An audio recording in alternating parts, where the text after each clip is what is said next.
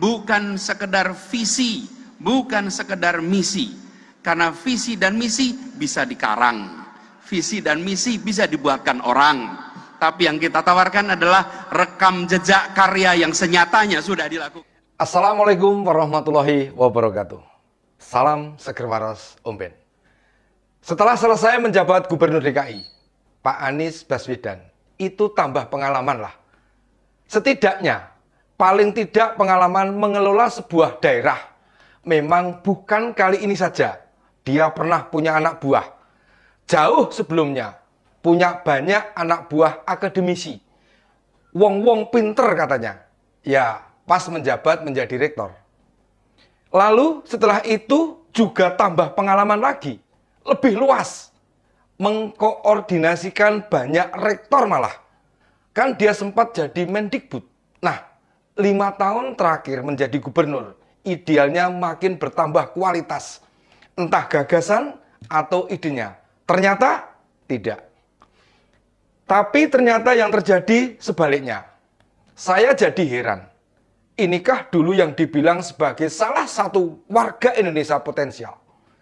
Karena kecerdasannya. Barangkali saat menjabat rektor atau Mendikbud. Ya, barangkali itu. Tapi begitu mulai kampanye Pilkada DKI, jelas dia bukan salah satu orang potensial karena kecerdasannya. Setelah Pilkada DKI, apalagi makin tidak karuan bicaranya. Sudah menyimak kan apa yang disampaikan di depan relawannya? Lantas, di mana letak ketidakkaruan bicara Pak Anies? Ikuti Om Ben. Opini Om Beni kali ini.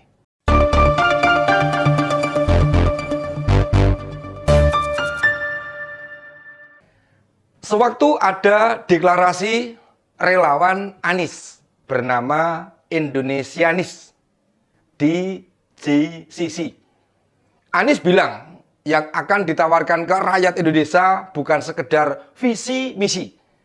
Alasannya karena visi misi bisa dikarang, bisa dibuatkan orang. Yang ditawarkan adalah rekam jejak karya yang nyata sesudah yang dilakukan. Lah kok bisa mantan rektor dan Mendikbud bicara begitu?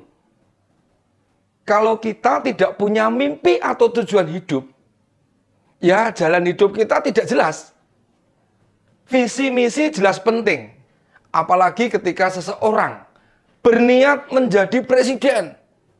Masih ingat visi Pak Jokowi ketika mencalonkan diri di tahun 2014 yang lalu? Setidaknya tagline beliau adalah revolusi mental. Dan bagaimana sekarang kenyataannya? Jangan tanyakan itu kepada kadrun. Sebab pola pikir mereka penuh kebencian. Tidak akan mampu menilai secara objektif. Tanya ke orang-orang yang realistis. Memandang sesuatu dengan positif. Hidupnya penuh dengan optimis. Misalnya ada musisi Adi MS. Akademisi Profesor Renal Kazali. Mantan jurnalis Pak Dahlan Iskan. Agamawan Pak Said Agil Siraj. Dan lain sebagainya. Tanya mereka bagaimana melihat Pak Jokowi menjalankan visinya, merevolusi mental rakyatnya. Visi misi memang bisa dikarang dan dibuatkan orang. Tetapi sebagai kandidat harusnya Pak Anies mempunyai atau menyampaikan substansinya apa. Seperti sudah saya singgung tadi tentang revolusi mental. Sebab dalam tahapan pencapresan memang harus menyertakan dokumentasi, visi, dan misi. Nah, kalau seorang calon pemimpin menyatakan visi, misi, bisa dikarang dan dibuatkan, apa yang akan terjadi dengan bangsa ini?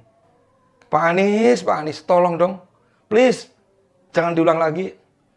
Seperti ketika Anda menjadi calon gubernur, visi, misi dikarang, apa itu yang Anda lakukan di DKI Jakarta dulu? Persis kayak Jakarta 5 tahun terakhir. Kita percaya calon tidak mungkin membuat sendiri. Tetapi setidaknya dia memiliki gagasan yang besar. Lalu gagasan itu diperdalam oleh sebuah tim, disusun dalam sebuah dokumen visi misi. Apa yang Anda sampaikan itu benar-benar berbahaya, Pak. Mungkin bagi sebagian orang tidak penting, tapi ini Anda bakal mengomandoi 280 juta rakyat dengan kekayaan alam yang tidak ternilai. Kok bisa? Kok bisa Anda dengan enteng menyampaikan visi misi bisa dikarang? Itu sekaligus membuktikan bahwa ketika Anda diberhentikan dari jabatan Menteri Pendidikan, Anda tidak menganggap penting sebuah visi misi Presiden Joko Widodo. Kita tidak hidup di zaman batu, bukan di hutan belantara, dan rakyat bukan segerombolan orang-orang yang bodoh. Sungguh saya kaget, tidak menyangka hal sefundamental itu hanya dibuat mainan di sebuah panggung besar. Ketika bersama relawan, visi itu memang tentang imajinasi dan masa depan, Pak. Namanya imajinasi dan masa depan memang belum terjadi. Sama dengan mimpi, visi seorang kepala daerah atau calon presiden harus disampaikan apa gagasannya. Untuk mencapai sebuah misi atau visi, itu ada tahapan-tahapannya, Pak. Kenapa orang sekelas Pak Anies bisa jadi serusak itu setelah selesai menjabat gubernur DKI? Saya rasa yang tersisa di jiwa dan pikirannya adalah seorang politisi. Mentalitas sebagai akademisi hanya di permukaannya saja. Untuk membungkus saja, berupa kata-kata, kalimat yang enak didengar, sangat berbisa dan menyesatkan. Selama berpidato itu, relawannya terus-menerus bersorak-sorai, memberi semangat dan dukungan. Kita tidak heran dengan itu. Sebab memang kapasitas mereka cuma segitu. Susah berharap kapasitas mereka lebih dari itu.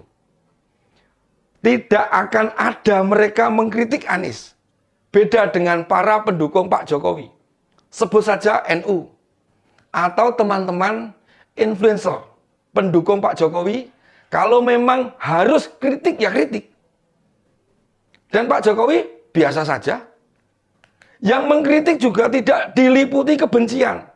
Sehingga bila tiba waktunya bertemu, ya bertemu serta ngobrol seperti biasanya. Kalau pendukung mereka, jangan berharap kebencian itu meledak-ledak di dalam dada mereka. Makanya, ketika bertemu Nino Karudeng atau Pak Ade Armando, main hajar tanpa ampun. Ya karena keduanya banyak mengkritik Pak Anies. Maupun tokoh seputar Pak Anies. Tapi lihatlah, apa pernah terjadi di kalangan pendukung Pak Jokowi, main kekerasan.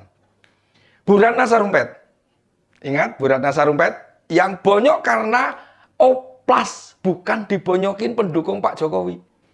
Jadi memang level intelektualitasnya berbeda. Dalam lanjutan pidatonya, Pak Anies berharap masyarakat melihat rekam jejak di Jakarta sebagai bukti adanya keadilan sosial. Keadilan sosial di Jakarta macam apa yang bisa dilihat? Itu lebih ngawur lagi. Pokoknya apa yang disampaikan kemarin banyak halusinasinya. Sayangnya, emang para relawan cuma segitu doang pemahamannya. Sehingga tidak muncul polemik berkepanjangan. Jika dicermati dari banyak yang datang, kayaknya para pendukung Pak Prabowo pada merapat ke sana semua. Makanya penting bagi kita yang melek secara politik, punya nalar, peduli pada NKRI, harus terus bersuara. Apalagi, apa yang tadi disampaikan benar-benar ucapannya Pak Anies. Yang tidak percaya silahkan cari videonya di YouTube. Jika menganggap video pembuka itu dipotong, banyak kok yang membagikan pidato lengkapnya. Itu acara deklarasi relawan Pak Anies di GCC Jakarta. Tidak panjang kok videonya. Memang pemaparannya begitu. Kalau pendukung Pak Jokowi nggak perlu bukti. Karena kami ini pantang bohong. Para pendukung Pak Jokowi memang punya dedikasi yang jelas. Kita tumbuh di komunitas relawan yang kritis.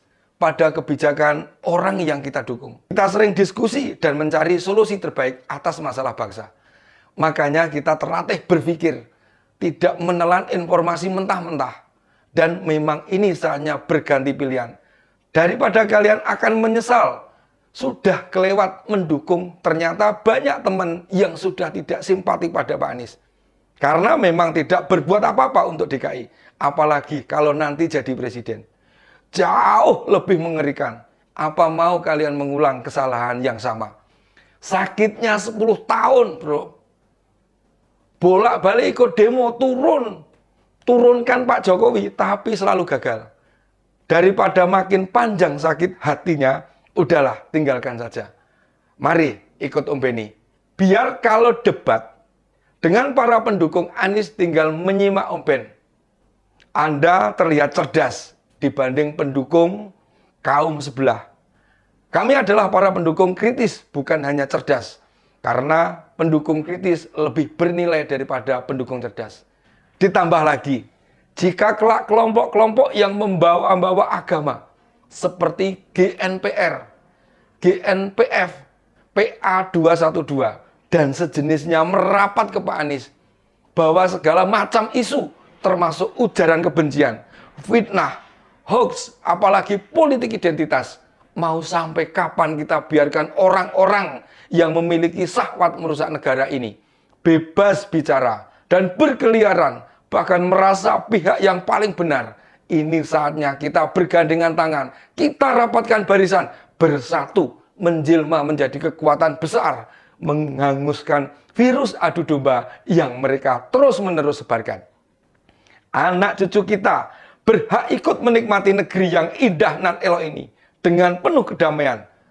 Tetap setia dengan Om Ben. Opini dan Benny, sampai ketemu episode berikutnya. Assalamualaikum warahmatullahi wabarakatuh.